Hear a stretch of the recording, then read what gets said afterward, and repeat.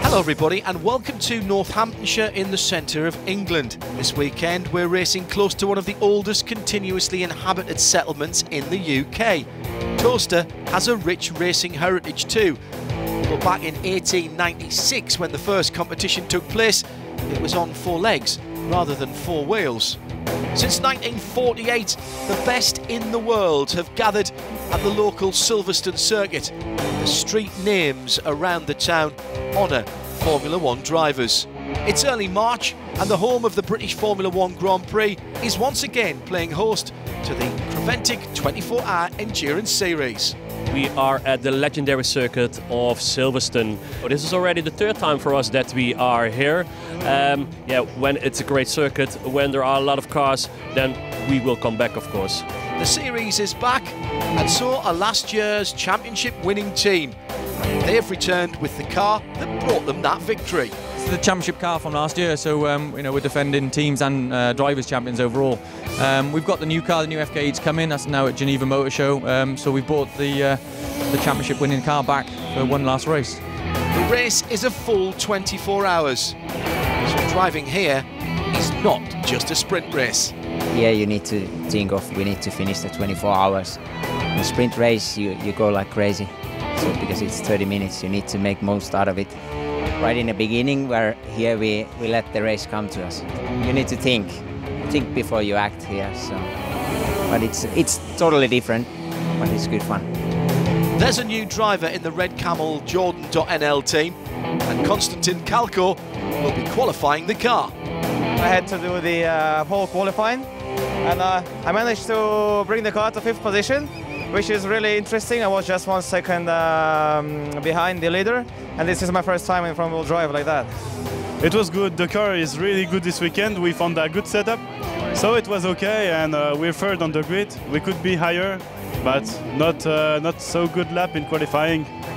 We got caught out with some oil that was put down in the session, and it meant that when we put our lap down, the track wasn't quite as good.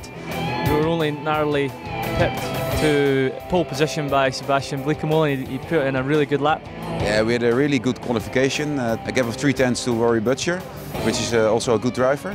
So yeah, I think the setup for the race is quite good. We had a good qualifying, and well, the problem is the weather, of course. It's always the weather at Silverstone, but if we manage to stay on track, I think we can end up high. This race will go through the night, so all drivers must do the night practice, as racing in the dark is different from racing in the daytime. Night quality was pretty tough. The track conditions at the end of the night were pretty bad. I'm not sure whether there was an incident in the prototypes that then wasn't cleaned up, or but anyway, there's gravel everywhere, mist and spray. But Matt managed to put an amazing lap, and I think we were 5th overall at the end of night quality. So no, we're happy. We're making a tyre choice now, and we'll see how the race goes. Team's expectations not solely based on the car or their competitors. It's going to be wet. It's going to be big fun. There's going to be a lot of cars off track, and after 24 hours we probably think we have driven for 48 hours, and the guy who has been on the tarmac for the longest time will probably win. And anybody who is outside the tarmac will have to try again and come up front. But it's going to be difficult. We're going for the glass win. Car is on pole with Michael Schrey and the steering wheel, our fastest guy. Yeah, we expect to be, we try to finish at the podium. This is likely to be a hard race, as we've already seen, as this is not the first competition this weekend. This is not the start of the weekend. We already had 5 hours of racing yesterday with the 12 hours of Silverstone. You can see the start grid behind me at the moment. There are also a lot of cars over there. Yesterday already drove 5 hours, and today they are going to race for the remaining 7 hours. So the 24-hour touring car endurance race for the first 7 hours will also include the GT and prototypes. It's going to be tough. TCR cars obviously quick. You know, without the GTs in the second half should be a little bit better. We're just hoping they're able to drive the track up quickly for us, and then we can get on with our racing.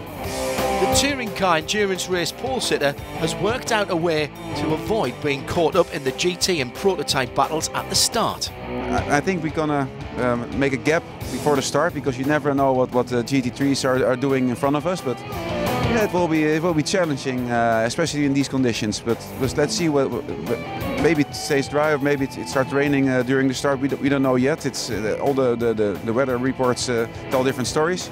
Anyway, we need to deal with it. So let's see where we end up. Touring cars and GT Series competitors have raced together before. Adding in the prototypes is a new dimension, as explained by the race director. It's going to be difficult. I asked all the teams to be careful because some of the cars weigh 600 kilos and other cars weigh 1.5 tons. So I asked them in the briefing, please take care of each other and mind each other.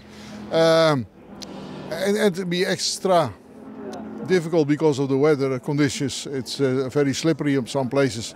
But I have high expectations of this race. If this works, it's going to be great. Yeah. The TCE drivers are convinced that racing with the prototypes will be enjoyable, although they've no experience of it just yet. They're black, they're the same color as the tarmac, and they're low and they're much faster than us. So we have to look in our mirrors and see them come flashing by. We don't know. Yeah, we're used to driving with the A6 Pros, but with Protos, that's a new thing. It's not a huge problem because we're used to that from Dubai. A lot of GT cars and Zolder last year, we drove Zolder. Also with Proto cars, you have to watch out a bit and that's it. 2 warm-up laps completed and the field is ready for the green flag. True to his words, Sebastian Bleekemolen creates a gap to the prototype and GT cars ahead of him.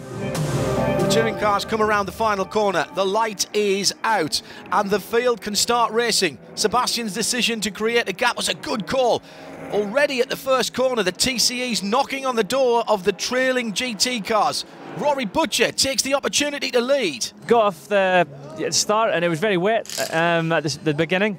And yeah, managed to pass Sebastian down into Maggotts Beckett's and also clear a couple of Porsches as well. And that made sure that I had a little gap. And I just kind of stretched my legs and got into a rhythm and managed to pull a gap throughout the race. And yeah, it was a lot of fun. The car was working really well, so the guys have done a good job, yeah.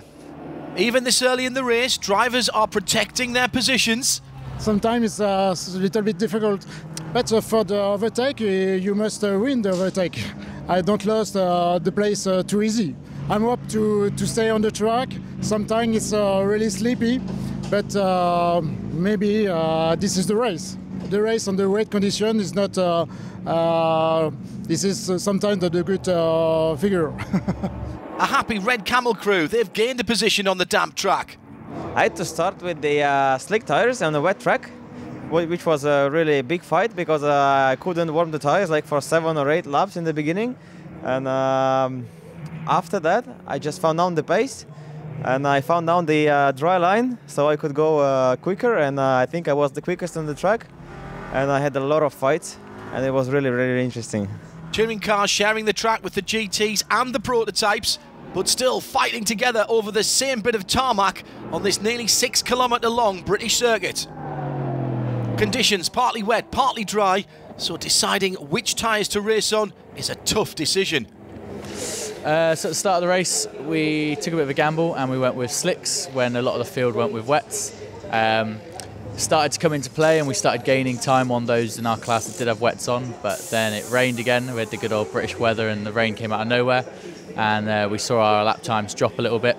So as soon as we finished our first stint, we stuck with the slicks, but I think the rest of the field moved to slicks as well, and we them competing a bit more. The start was okay, and for maybe 1 hour and a half it was good, but then the track dried. So for the fuel it's not good too, because we use more fuel, and then it was okay. The car is okay, okay to drive, but we're not good in the classification. The number 136 Volkswagen Golf for French team Motorsport development in the pits. The car is it's okay, and well, is the big warning on the dash say the high temperature of the gearbox and smell a little bit oil, and I decide to come in the pit about 115 minutes. Now we looking for where's the problem. I think that a little bit rock is broken on the gearbox, we don't know really exactly. And the mechanics work hard to find the problem. I hope we can go to start. The 303 Seat, not yet down to the times they had expected to see. We decided to get out first on slick tires, the first of all, I think. It was very difficult in the beginning, and the times were same as the guys on rain tires. Later on it started to get better, only the back was very, very light, and we kept on struggling through the whole stint. Cold temperatures and changeable weather conditions will dictate the pace of this race. It's one of the things the teams really keep an eye on if they want to win. Another thing to keep on top of is how much fuel you've got in your car. Yeah, we run out of fuel, so that's disappointing, but we can't do anything else. That's not the race I would, but I can't do anything. Fast racing on track, perhaps a little too fast. The 303 Seat in the hands of Evo Breukers, needing a little more tarmac than the track limits provide. Volkswagen 136 back out on track after 20 minutes of repairs. It will be back in after a few more laps. The team deciding not to run after their gearbox broke. Yeah, we are here for the win, for all the team, for sure. But we come back to Imola with the more intention to win, and we win in Imola, I think. TCEs, GTs and prototypes all on the track together. Let's take a look at the standings of the Touring Car Endurance Series. After 3 hours of racing, the Red Camel Jordan Seat number 303 leads by a lap. NKPP Racing by Baz Kooten, the number 175 Cupra, is second. The Seat number 100 from Team Blakemorland, qualified on pole, runs third now overall. In TCR, the Finnish team LMS is on the same lap as second and third. English team Accelerate have their Audi in fifth position. And the Danes from Holmgaard Racing with their number 102 Volkswagen in sixth place. Seventh overall, first in the A3 class. Hoffer Racing, powered by Bonk Motorsport number 131 BMW. Duo Racing, second in class in their BMW 235. Synchro Motorsport, the number 76 Honda, in third position. This is endurance. Endurance racing is really long, and it's 24 hours. You got to keep telling yourself that. And there are always going to be ups and downs, and small offs, small this. But end of the day, I think the key word, one word, if you have to tell anyone, is to be consistent. Make sure you do your part well and have fun in the end.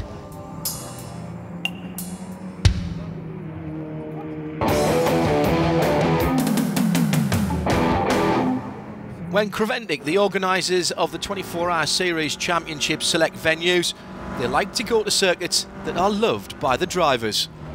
Yes, this is the circuit of Silverstone, and when you say Silverstone, then Silverstone is motorsport, with a lot of spectators, a lot of people that love motorsport, and of course they will come to the circuit.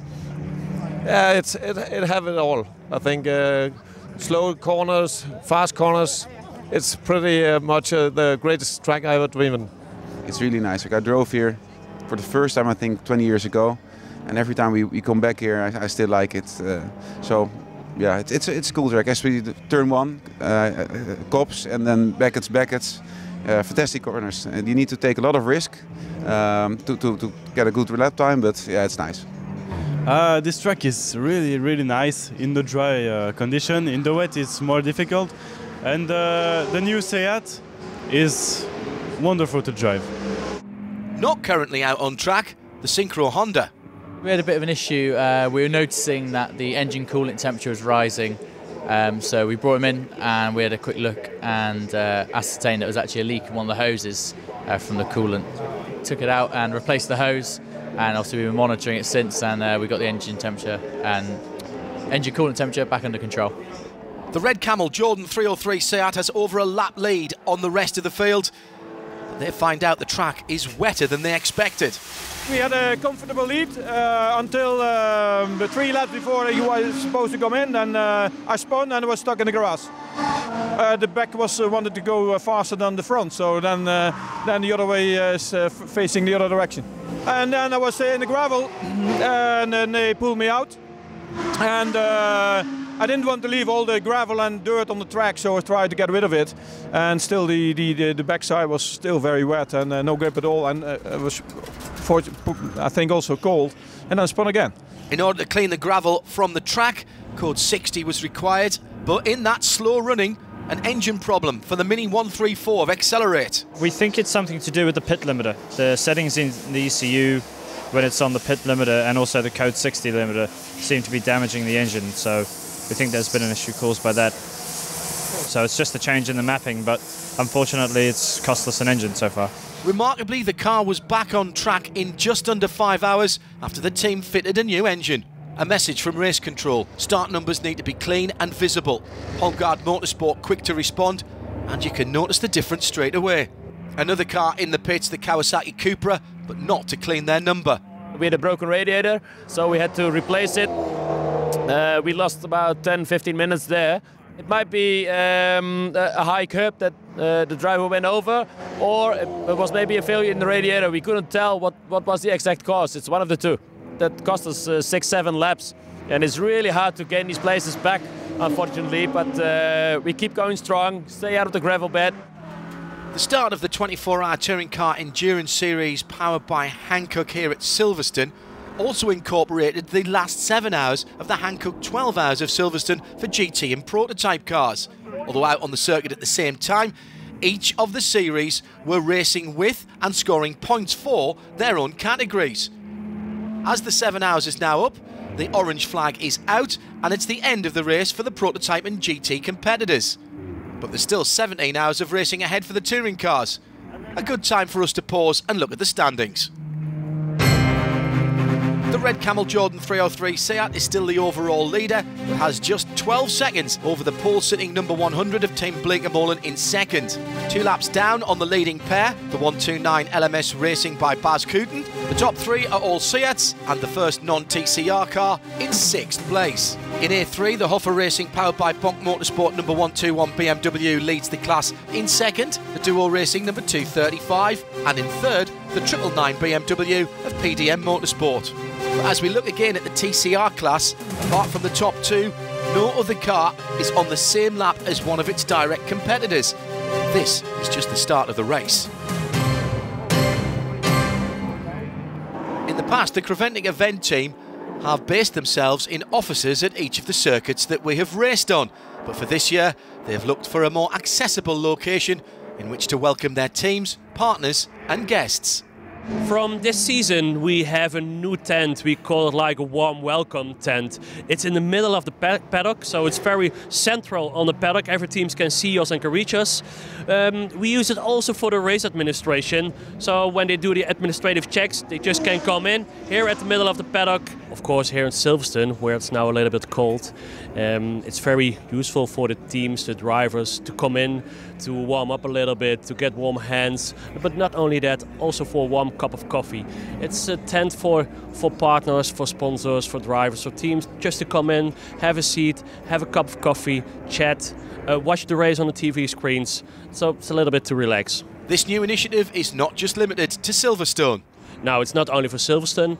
We want to have this actually every race. Normally all the other races will be a lot warmer, but nevertheless it's still a place to socialize, to drink a cup of coffee, maybe then to drink something fresh.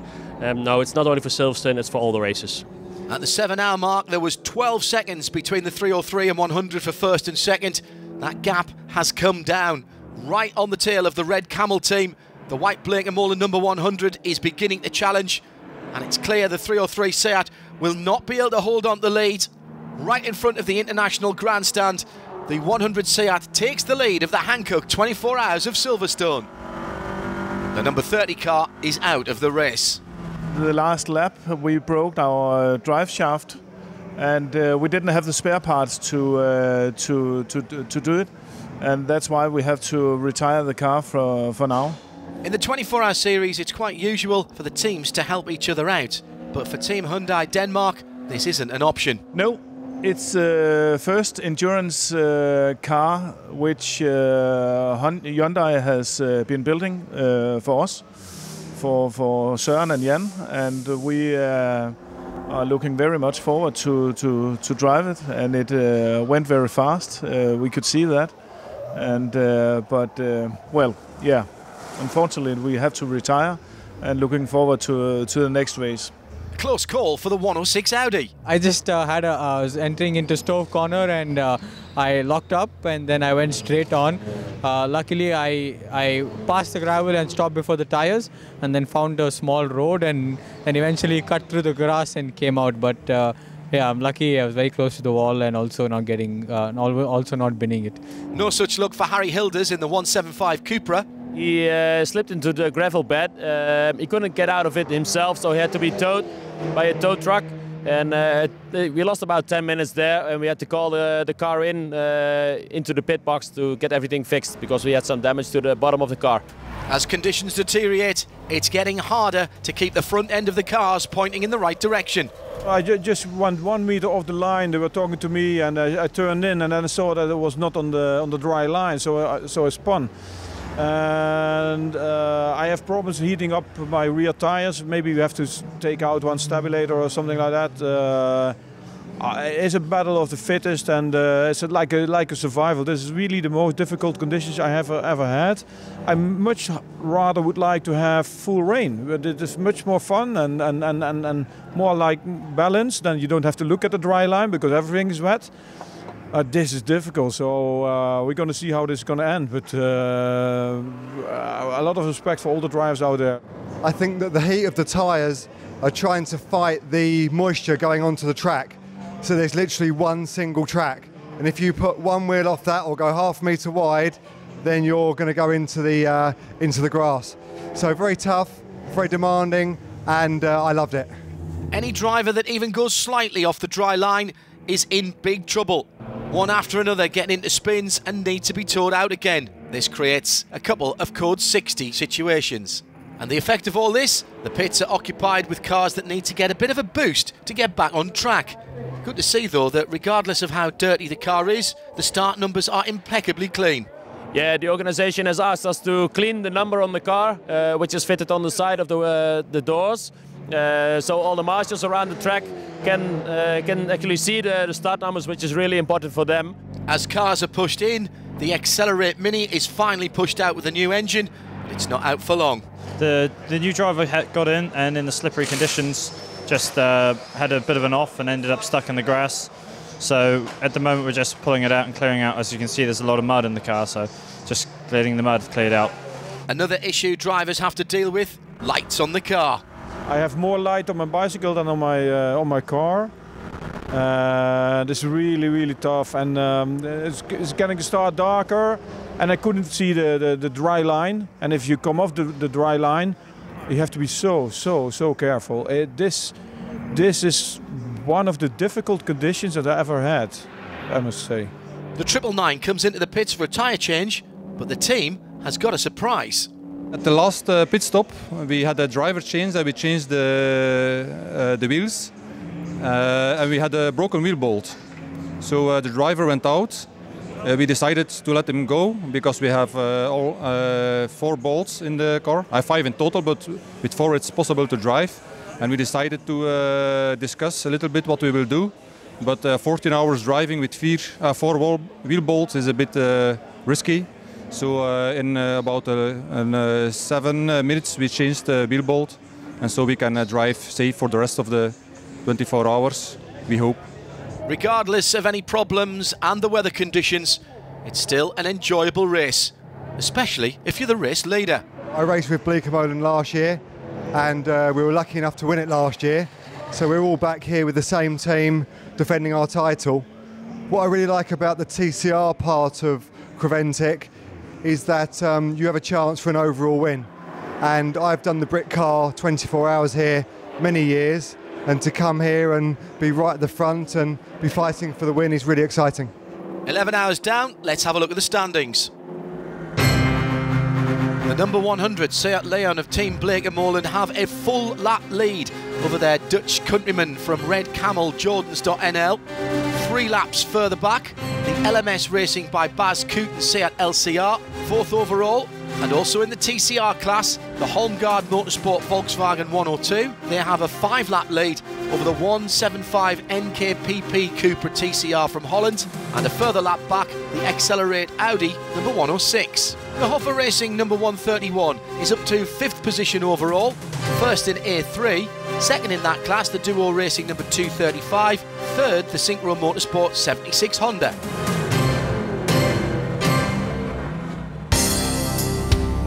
This is endurance. This is endurance. This is endurance. You switch on your lights, then it became dark, and there's a feeling in you, in the 24-hour race feeling. That's something special, only in 24-hour race.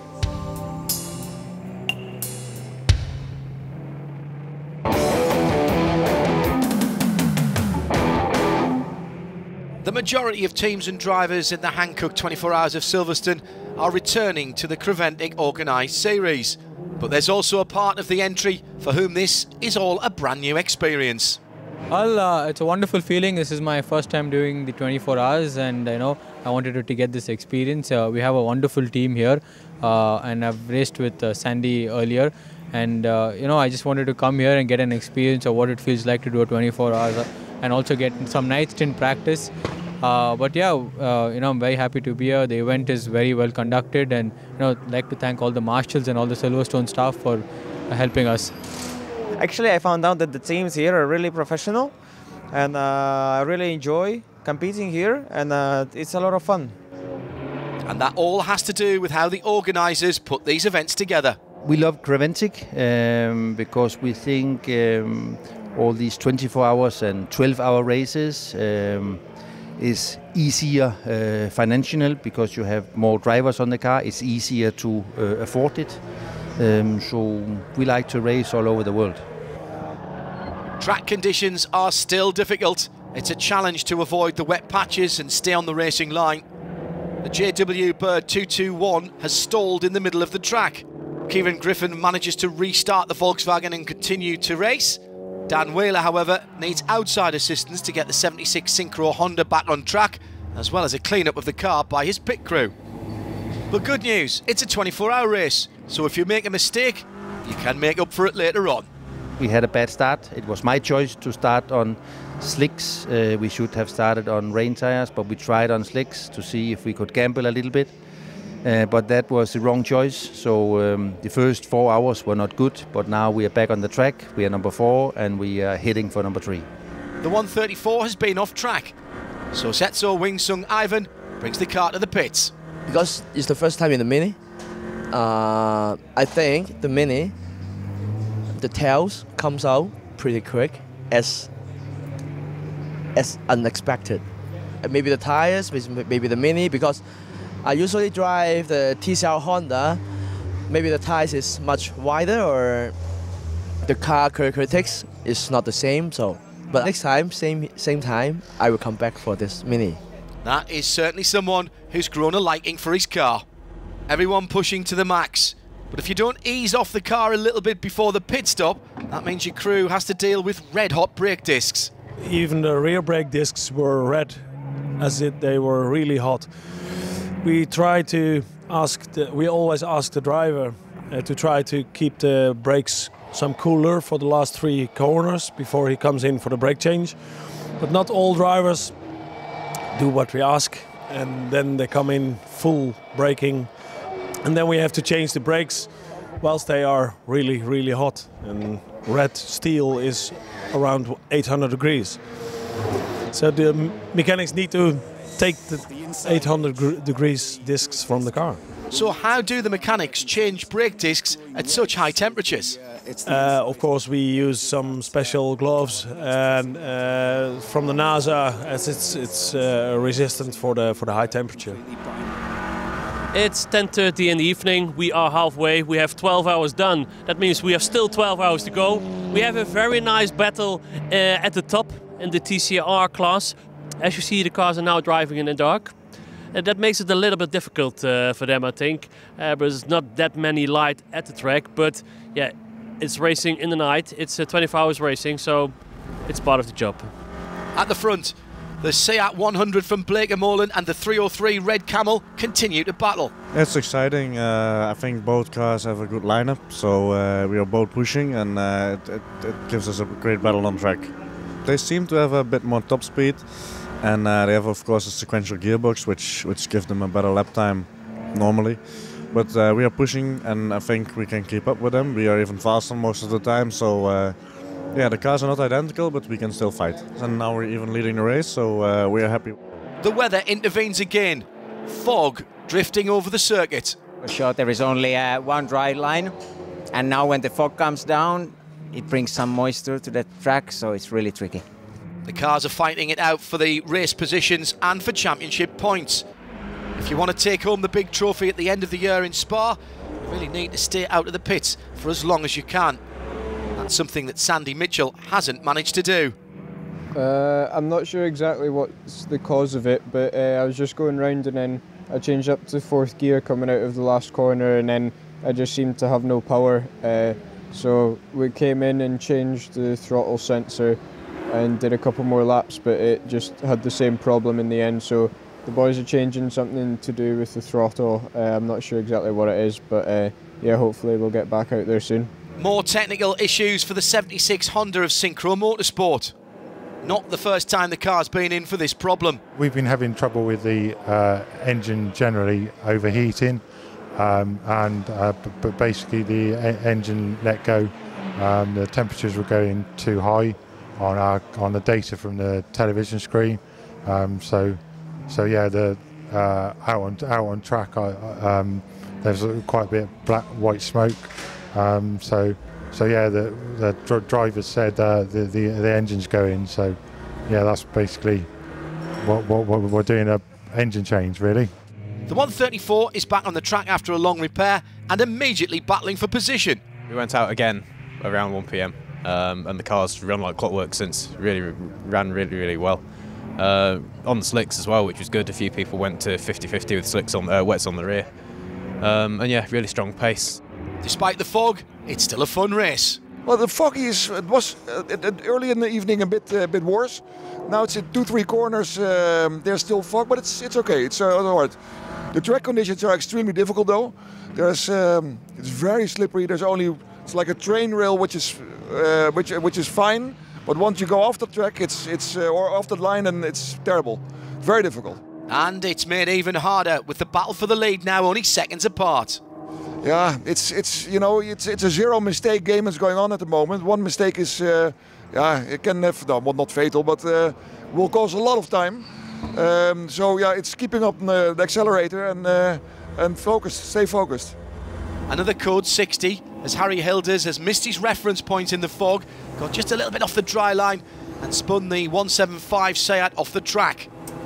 The exceptional weather conditions has required an exceptional decision from race control. At 2 o'clock we got some complaints from drivers that the visibility was getting worse on the track.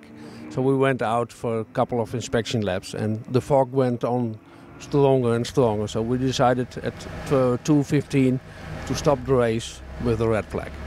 Decision supported by all of the drivers. It was really hard to see any marshals, any flags, also the track limits and so on, the curbs. It was just a bad view, and so it was absolutely the right decision to interrupt the race. Continuing the race under code 60 was not an option.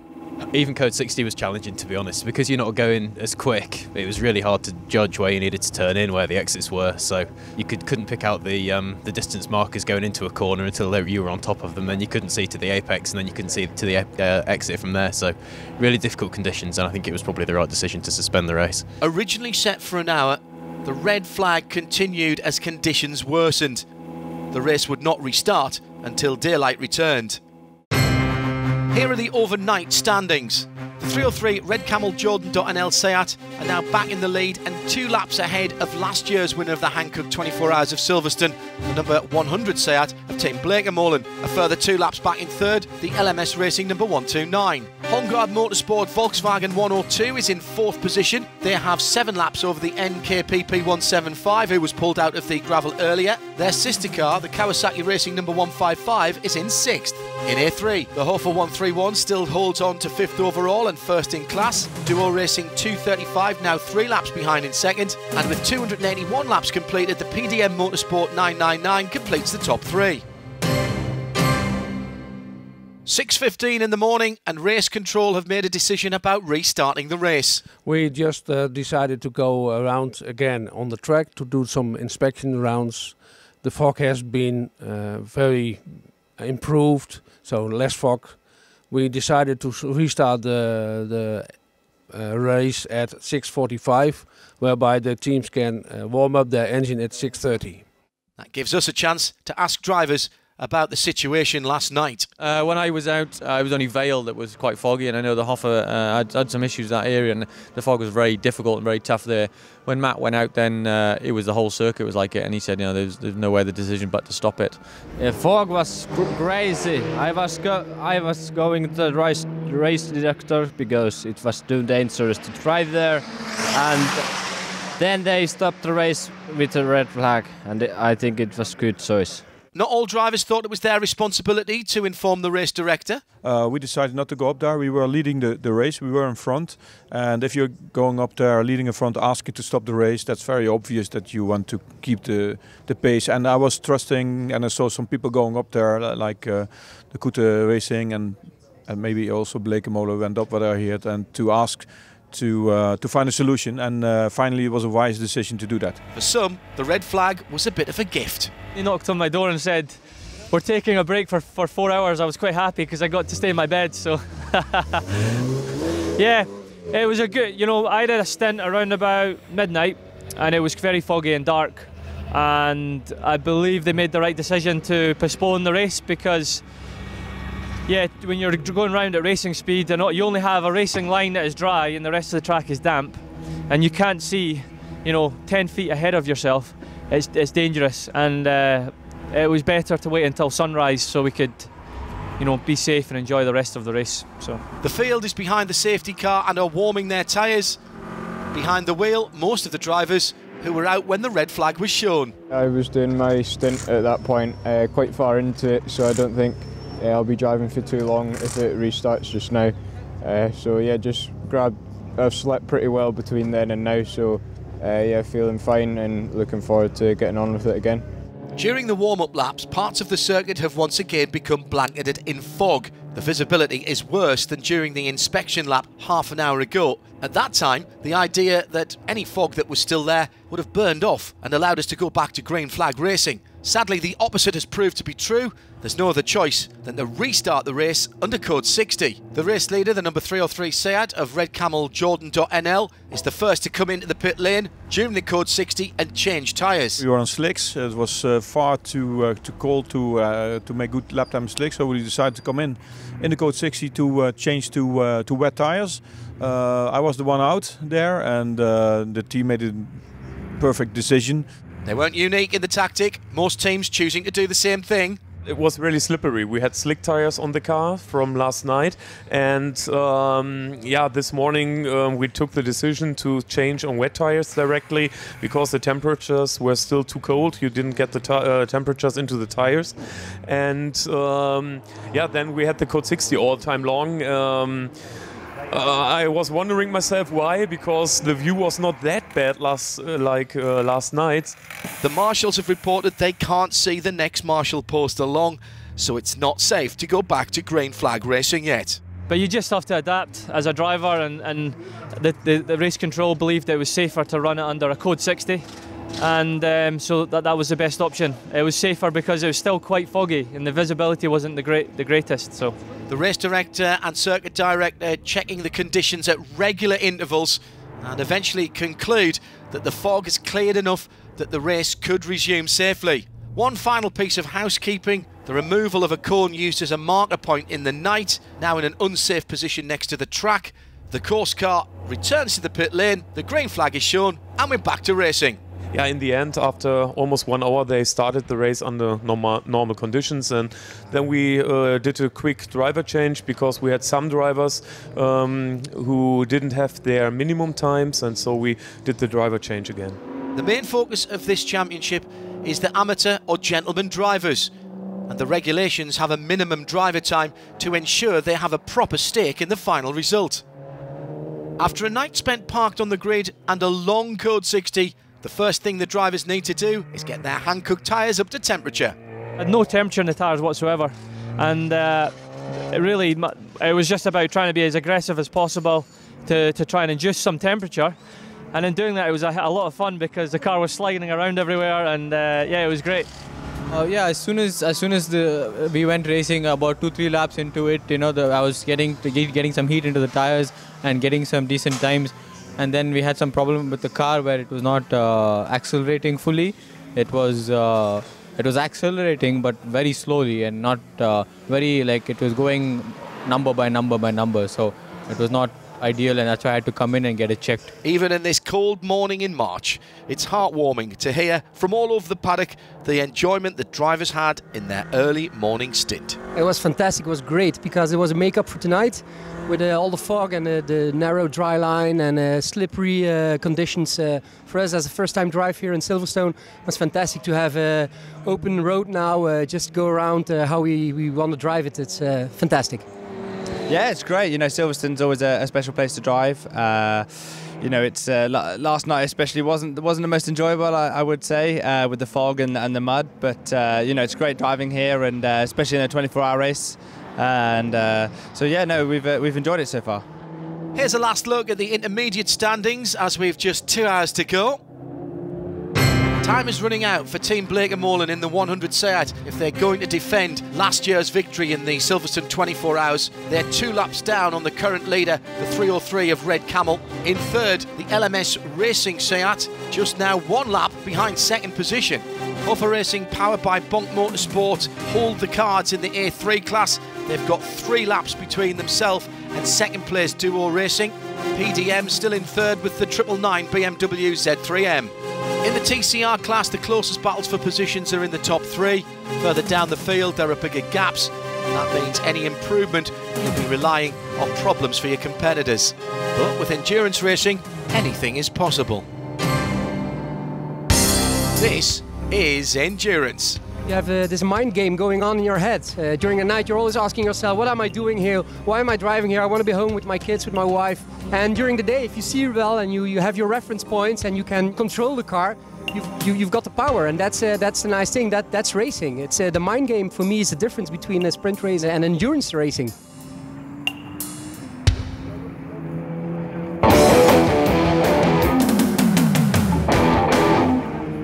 Early March in central England and cold temperatures weren't too unexpected. Tyre warmers have been used up and down the paddock. Normally in our series it's not allowed to use such equipment like this. But here at Silverstone in March, and with the forecast we had when we had to make the decision, the forecast was that it was very cold. And because of the safety, we allowed the teams to use tyre heaters. With the cold weather, the tyre warmers were essential for safe racing. Normally you go on ice with skates, you have grip. It's because of its steel and sharp. But when you go with wooden shoes on an icy track, you will slide everywhere. And it's actually like a slick. When a slick has no grip as it's cold, it's like plastic. But it has to be getting softer and softer, and the average temperature is between 80 and 90 degrees. What is the best temperature? The working temperature of a tire. But if it's 0 degrees, it's like plastic. So you're skating off track immediately. The tire must be smooth, and smooth comes out from the temperature. Therefore, the temperature is so important for the race tire especially. And under these conditions here this weekend, it was really, really hard work for my engineers together with the car engineers to find the right car setup, also to make the right decisions, wet tires, slick tires, also combination for the front wheel driven car, front axle, slicks, rear axle, wet tire, to have some temperature inside at the rear axle especially. One of the priorities for Creventic is to offer racing for the most affordable price, and tyre warming does add to the costs. Raise the cost to buy the tyre warmers, but it lower the cost on damage on the car. Let's imagine that you have cold tires and you go on your first lap and it gets sleepy and you maybe hit somebody. You maybe also harm another car. So no, I think in the end it will be a benefit for everybody, and maybe also the cost could go a little bit down with tyre warmers.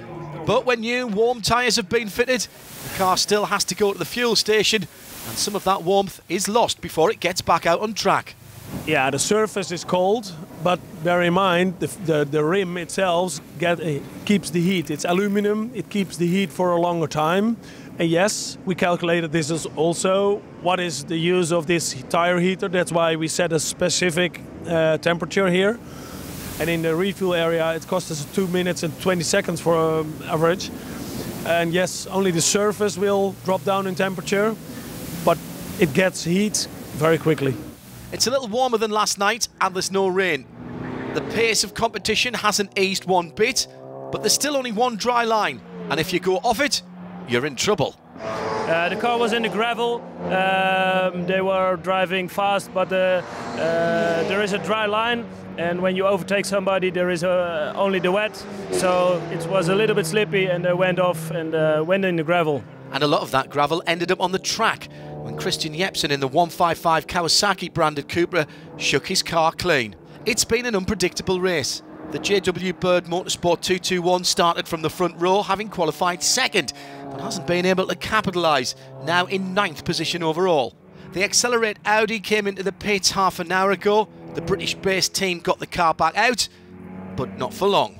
Yes, they did something. Then I went back out, and it was fine for again 2-3 laps, and then again it just stopped accelerating hard, and then I had to come back in. I think right now they've concluded that it's a turbo problem, and they're going to try their very best. They've been up all night fixing. They're going to try their very best and try to see if we can get out before the race finishes and do a couple of laps. In the pit, the 76 Synchro Honda. Yeah, it's quite rare for these guys to do one so slow. They're pretty rapid at it. Say our engine change an hour and a half earlier was pretty impressive. But we think it's a standard hose failure. We've had one failed at the beginning of the race, and then we had to change an engine. It seems like it's another hose, the same one, or it was a new one we put on. We don't know why. We're unsure why that's also what's happened, because it's say a standard engine, standard parts. They don't have any issue with our road cars on that, so we're not sure what we've done to cause this. So basically, we could change the hose in about the next 2 minutes, 3 minutes, but we're just going to damage an engine if we. So we're just going to say, well, we can't catch the cars in front now, so we'll just park it up, give it a nice clean, and for its swan song couple of laps. The team, however, decided against that. So the venerable Civic Type RM, which earned Synchro last year's championship, ends its racing career here. With a healthy lead, the 303 Seat shows no sign of slowing down. Rick is in the car. He was pushing in the beginning, so we repeatedly told him to slow down, and still he was doing good lap times and telling us that he was slowing down. So we have to slow down more because we have to save the car, and now he's doing that. He's doing 219s, so we have to save the car and not to take any risk. Rick Breukers sets the fastest lap time of the race, which spurred on the competition. The Blake & Molen Seat pushing as hard as possible to get close to the race leader. Well, yeah, it looks hard if you see my face, but I was pushing actually. I didn't want to lose time, so it's always hard. But at the same time, we knew we had a big gap with number 3, so also the main goal was keeping it on the track. But it was quite hard still. The Accelerate Audi has spent the last 100 minutes in the pits, but is able to join for the end of the race. LMS running third, but easing the pace of the car to get to the finishing flag. I mean, it was hard that we needed to save a lot of fuel, so you couldn't push, so you needed to try like a little bit, 70% or something like that, and that always makes it, quite tough. I like driving fast all the time, but it was quite easy. Yeah, all the differences were so clear between the first 3 cars. The team manager had hoped for more. We did not win, that's what we came from. So we had a couple of problems with the brakes, a lot of gravel beds. So we came here for a win, and P3 is good, but we came for a win, so not really happy. The 24 hours are up, the checkered flag falls, and it's a win for the 303 Seat. A unique race for the 24-hour Touring Car Endurance Series powered by Hankook. We have a very special race. We had rain, we had sunshine, we had fog, we had code green, we had code yellow, we had code 60, we had even a code red. And we also, of course, have Protos, GTs, we have the TCE series. Yeah, what else? Everything we got, we have here in Silverstone. At the start of the race, Team LMS Racing didn't expect this result. They are left wanting more. We had a really rough start for the race, and after the first stint, I would have taken the 3rd position. I would have been very happy, but after finishing 3rd, you always have a little bit more appetite. But yes, of course, we are satisfied. Team Blake & Molen not completely happy with their result. Yes and no. I mean, it's happy to be after 24 hours on the podium, but last year first, now second. I have to come back now. Melvin did push the car in the last stint, but ultimately had to face the inevitable. The only thing, the gap was too big with the first position, so all we could do is keep the second place. It was a joyful last stint for Rick Breukers. We had quite a good gap, so it wasn't that hard, but we improved the best lap time, so I put some effort in it and it worked out. We're very happy to have won the race. Let's take a look at the standings after a fabulous event. Red Camel, Jordan.nl, Team Blake & Mullen and LMS Racing deserving of the podium on this exciting weekend where the weather was a major factor. 2 laps in between the top 3, 2 Dutch and a Finnish flag over the podium.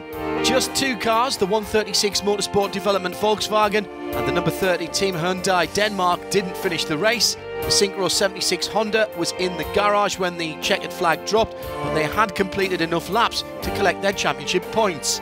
In the classes, we celebrate the victory of the top 3 with the TCR class the same as the overall podium. In the A3 class also included the Cup 1 class cars this weekend and they took the top positions. Hofer Racing powered by Bonk Motorsport 131 takes the top step of the podium, flanked by the Duo Racing team whose 235 finished second and the PDM Motorsport team whose number 999 BMW Z3M finished third. As this weekend draws to a close, let's look forward to the next races. The next race will be in Italy, in Imola. That will be from the 24th till the 26th of May. But we have a race before that. We have the 24 Hours Proto Series and the 24 Hours GT Series next month. That's from the 20th till 22nd of April, and that will be in Spain at the circuit of Navarra. Fog, rain, prototype cars and GTs during the first 7 hours, Silverstone Grand Prix circuit in the dark, a red flag, battles from 10:30 Saturday till 10:30 Sunday, and a healthy amount of spins. Mainly, a huge amount of enjoyment in racing is what we'll take away. The 24-hour Touring Car Endurance Championship will continue at the end of May in Imola. Be there as a spectator, or better still as a competitor. For more info, go to www.24HTCEseries.com.